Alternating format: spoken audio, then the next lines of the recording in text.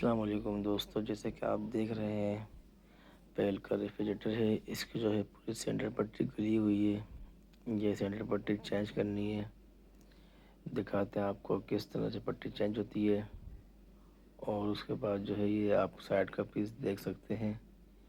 ये भी जो है जगह जगह से गल रहा है। ये पट्टी भी जो है सेंटर साइड का पीस भी चेंज करते हैं।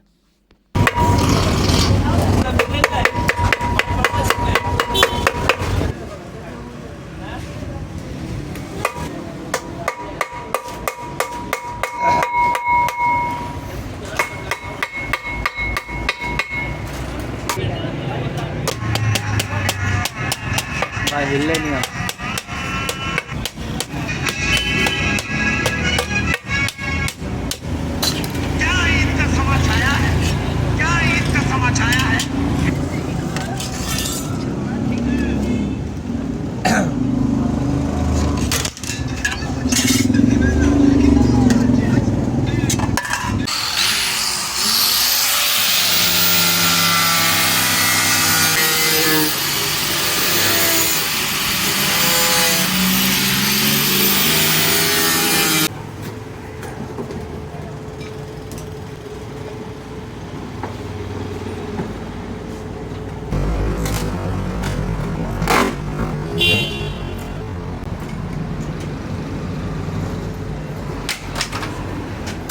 सही है।